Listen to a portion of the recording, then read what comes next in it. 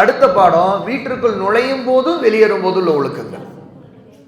யாக்கூப் நீங்க கவனிங்க, ஒரு வீட்டிற்குள் நுழையும் போது சாப்பிடும் போது அல்லாஹ்வை அவர் நினைக்கிறார், சரியா, பிஸ்மில்லா சொல்றார் அப்படின்னா உடனே ஷைத்தான் என்ன சொல்வானா, உங்களுக்கு இங்கே தங்குவதற்கு இடம் இல்லை, இரவு சாப்பாடும் இல்லை, இரவு தங்கவும் முடியாது சாப்பிடவும் முடியாது என்று ஷைத்தான் தன் தோழரிடம் சொல்வான். இதுல இருந்து என்ன தெரியுது, ஷைத்தான் என்ன செய்வான், நம்ம வீட்டுக்கு வருவான்னு அர்த்தம், தங்குவான்னு அர்த்தம், நம்ம வீட்டை சாப்பிடுவான்னு அர்த்தம். ஜின்னின ஷைத்தான்கள் இப்படியே ஒவ்வொரு வீட்டுக்கு போவது அவங்களுடைய வழக்கம். அவங்க கூட்டம் கூட்டமாக தான் போவாங்க. ஆனால் எந்த வீட்டில் ஒருத்தர் நுழையும் போது அல்லாஹ்வை நினைவு கூர்ந்து பிஸ்மில்லா சொல்கிறாரோ, அதே மாதிரி அங்கே சாப்பிட்றவங்க பிஸ்மில்லா சொல்கிறாங்களோ, அப்போது இந்த மாதிரி நடக்குதுன்னா ஷைத்தானுக்கு என்ன பிரச்சனை ஆயிரும்னா, அவன் அந்த வீட்டில் பிஸ்மில்லா சொன்ன வீட்டில் தங்கவும் முடியாது, அங்கே சாப்பிடவும் முடியாது. அதனால் உடனே மற்றவங்கள்ட்ட சொல்லுவானா, இந்த வீட்டில் நம்ம தங்க முடியாது, உங்களுக்கெல்லாம் தங்கறதுக்கு இடமும் இல்லை, சாப்பிடவும் ஒன்றும் கிடைக்காது, நீங்கள் வேறு இடத்த வேறு வீட்டை பாருங்கள், எந்த வீட்டில் பிஸ்மில்லா சொல்லப்படாமல் இருக்குதோ அந்த வீடு தான் நமக்கான தங்குற இடம். அப்போ இதிலிருந்து நாம் அல்லாஹ்வின் பெயரை சொல்லி அல்லாஹ்வை நினைக்கிறோம், திக்ர் செய்கிறோம் அப்படின்னா அப்போ நமக்கு அந்த வீட்டில் ஷைத்தானை விட்டு பாதுகாப்பு கிடைக்கும். இல்லைன்னா ஷைத்தான் நம்மோடைய தங்கிடுவான். சாலிக்கு எழுந்து வாங்க, இங்கே இங்கே வாங்க, நேரம் எழுந்து வாங்க, உடனே வாங்க.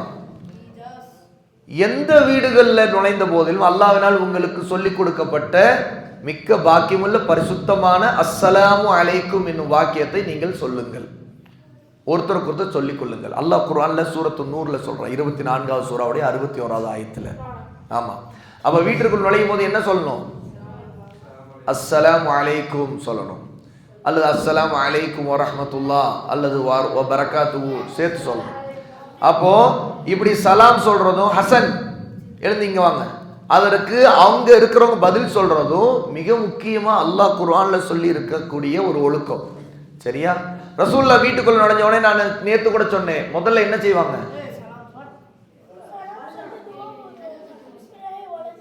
உள்ள நுழைஞ்சா பல் துலக்குவார்கள். இது வீட்டுக்குள் நுழைந்த பிறகு உள்ள ஒரு ஒழுக்கம். அப்ப பிஸ்மில்லா சொல்றது, சலாம் சொல்றது, பல் துலக்கிறது. இதே மாதிரி வீட்டை விட்டு வெளியேறுகிறோம், நீங்க எப்படி வந்து நில்லுங்க, வீட்டை விட்டு வெளியேறுகிறோம் அப்படின்னா அந்த நேரத்தில் பாருங்க, பிஸ்மில்லாஹி தவக்கல்து அலல்லாஹி லா ஹவுல வலா குவத்த இல்லா பில்லாஹ், அல்லாஹ்வின் பெயரை கொண்டு நான் வெளியேறுகிறேன், அல்லாஹ்விடம் தவக்குல் வைக்கிறேன், அதை பொறுப்பு படைத்து விட்டேன், அவனை கொண்டுதான் ஆற்றல் பெற முடியும். தப்பிப்பது, பாவத்தை விட்டு தப்பிப்பதோ நன்மை செய்ய சக்தி பெறுவதோ அல்லாஹ்வை கொண்டே தவிர வேறில்லை. ஆமா ஆமா, அது வந்து நுழையும் போது, இது வெளியேறும் போது உள்ள துஆ. சரியா? இப்படி ஒருத்தர் வெளியேறும் போது சொன்னா என்ன நடக்கும் பாருங்க, இது உமக்கு போதுமானது, நீ பாதுகாக்கப்பட்டு விட்டாய், நேர்வழி காட்டப்பட்டு விட்டாய் என்று பதில் சொல்லப்படுகிறது. ஷைத்தானும் அவரை விட்டு விலகிக் கொள்கிறான். யார் ஒருத்தர் இந்த துவாவை சொல்லிட்டு வெளியேறுகிறாரோ உடனே மலக்கு சொல்லுவாங்க, இது உனக்கு போதும், அல்லாஹ் உன்னை பாதுகாத்துருவான், நீ நேர்வழி காட்டப்பட்டுட்ட அப்படின்னு. ஷைத்தான் அவரோட போக முடியாது, என்ன செய்ய, ஷைத்தான் விலகிக் கொள்வான் அப்படின்ட்டு ரசூல் ஸல்லல்லாஹு அலைஹி வஸல்லம் ஜாமி திர்மிதியில உள்ள ஹதீஸ்ல 3426 ஹதீஸ்ல குறிப்பிடுறாங்க. அதே மாதிரி நடக்கும்போது வெளியேறவர் சுறுசுறுப்பாகவும் வேகமாகவும் நடந்து போகணும். அப்படி இப்படி அப்படி அப்படி அப்படி நடக்கூடாது, ஒரு வித சுறுசுறுப்பு இருக்கணும், நடக்கும்போது ஒரு வேகம் இருக்கணும், அதுக்காக ரொம்ப ஓடவும் கூடாது, நடுநிலையை கடைபிடிக்கணும்.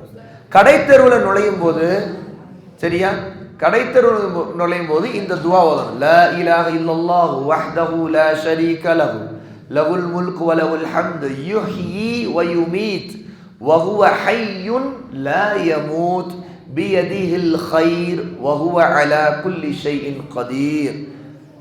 இதனுடைய பொருள் பாருங்க, வணக்கத்திற்குரிய இறைவன் அல்லாஹ்வை தவிர வேறு யாரும் இல்லை, ஆட்சி அவனுக்கே உரியது, அவனுக்குத்தான் புகழ் எல்லாம் உரியது, அவன்தான் உயிர் கொடுக்கிறான், அவன்தான் மரணத்தையும் கொடுக்கிறான், அவனே என்றும் உயிருள்ளவன், அவன் இறக்காதவன், நன்மைகள் அனைத்தும் அவனுடைய கைவசம்தான் இருக்கின்றன, அவனே ஒவ்வொரு பொருளின் மீதும் பேராற்றல் உடையவன்.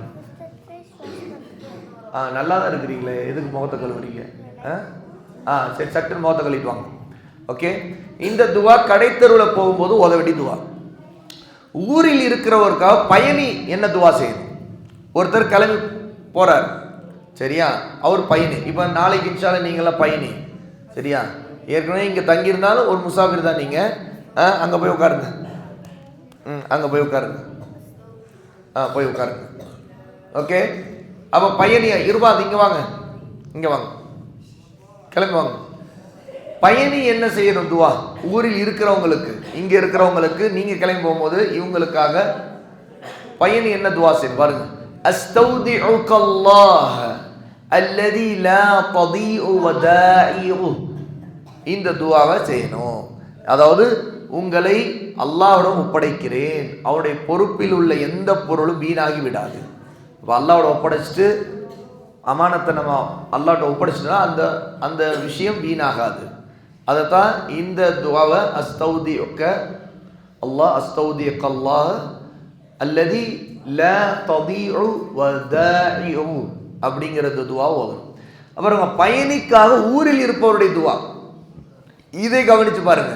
அஸ்தௌதிஉல்லாஹ தீனக வ அமானதக வ ஹவாதிம அமலிக். இந்த துவாவை நம்ம சொல்லணும். பாருங்க, இதனுடைய பொருள் உங்களின் மார்க்கத்தையும் உங்களின் அமானிதம் பெறுகிற பண்பையும் உங்களின் செயலுடைய முடிவுகளையும் அல்லாஹ்வின் பொறுப்பில் ஒப்படைக்கிறேன் அப்படின்னு துவா செய்யணும். அடுத்து வாகனத்தில் ஏறும்போது இந்த துவாவை நம்ம ஏற்கனவே வாகனத்தில் ஏறும்போது உள்ள துவாவை நம்ம பார்த்துட்டோம். ஏறி அமர்ந்ததும் அல்ஹம்துலில்லாஹ் சொல்லி நாம இந்த துவா ஓதணும். சுப்ஹானல்லதி ஸஹ்ஹர லனா ஹாதா வமா குன்னா லஹு முக்ரினீன் வ இன்னா இலா ரப்பினா லமுன்கலிபூன். முதல்ல ஏறும்போது பிஸ்மில்லா சொல்லணும், ஏறி உட்கார்ந்தவனே அல்ஹம்துலில்லாஹ் சொல்லணும். அதுக்கு பிறகு இந்த துவாவை நாம் ஓதணும். பயணத்திலிருந்து திரும்புகிறோம் அப்படின்னு வைங்க, போகிறோம். இப்போ நீங்கள்லாம் வீட்டுக்கு பயணத்தில் திரும்புறீங்க. அப்போது பயணத்தில் பொதுவாக வாகனத்தில் வாகன மேடான பகுதியில் ஏறும்போது 3 முறை அல்லாஹ் அக்பர் சொல்கிறது, சரியா, இறக்கமான பகுதியில் இருக்கும்போது சுப்ஹானல்லாஹ் சொல்கிறது, இது ஒரு சுன்னா. இது அல்லாமல் இந்த துவா ஒருத்தர் பயணத்திலிருந்து திரும்பும்போது, அவர் ஊருக்கு திரும்பும்போது சொல்ல வேண்டியது என்ன? லா இலாஹ இல்லல்லாஹு வஹ்தஹு லா ஷரீக லஹு லஹுல் முல்கு வ லஹுல் ஹம்து வ ஹுவ அலா குல்லி ஷைஇன் கதீர். பாருங்க, ஆயிபூன தாயிபூன ஆபிதூன சாஜிதூன லிரப்பினா ஹாமிதூன் ஸதகல்லாஹு வஅதஹு வ நஸர அப்தஹு வ ஹஸமல் அஹ்ஸாப வஹ்தஹ். இந்த துஆவை ஓதணும் இன்ஷா அல்லாஹ். உங்களுக்கு இனிய இஸ்லாமிய பாடங்கள் இந்த புத்தகம் உங்களுக்கு ஒவ்வொருத்தருக்கும் கொடுப்போம் இன்ஷா அல்லாஹ். ஆமாம், அது ஒரு குட் நியூஸ் உங்களுக்கு, அது ரெடி ஆயிடுச்சு. சீக்கிரம். அப்போது இந்த துவாவை சீக்கிரம் நாம் ஓதணும். அப்போது முதல்ல அல்ல ஷஹாதா, வணக்கத்திற்கு அல்லாஹ் வைத்தவர் யாரும் இல்லைன்னு நாம் சொல்கிறது, அவன் தனித்தவன், அவனுக்கு இணையாக. இன்ஷா அல்லாஹ் டீ ரெடி ஆயிடுச்சா? இந்த செஷனோட முடிக்கிறோம். அப்போது அவனுக்கே ஆட்சி அதிகாரம் உரியது, அவனுக்கே புகழனைத்து உரியது, அவன் எல்லாவற்றின் மீது மாற்ற பெற்றவன். நாங்கள் பாவ மன்னிப்பு கோரி மீண்டவர்களாக, எங்கள் இறைவனை வணங்கியவர்களாக, புகழ்ந்தவர்களாக அவன் பக்கம் திரும்புகிறோம். அல்லாஹ் தன் வாக்குறுதியை மெய்ப்படுத்தி விட்டான், தன் அடியாருக்கு உதவி செய்து விட்டான், தன்னந்தனியாக கூட்டங்கள் அனைத்தையும் தோற்கடித்து விட்டான். இதை ரசூல் ஸல்லல்லாஹு அலைஹி வஸல்லம் ஓதி இருக்கிறாங்க. அப்போ இது பயணத்தில் திரும்பின பிறகு ஓத வேண்டிய துவா. ஓகே, அல்ஹம்துலில்லாஹ். இது எல்லாமே வீட்டை விட்டு வெளியேறும் போது நுழையும் போது உள்ள இந்த ஒழுக்கங்களை நம்ம கடைபிடிக்கணும் இன்ஷா அல்லாஹ். ஓகே.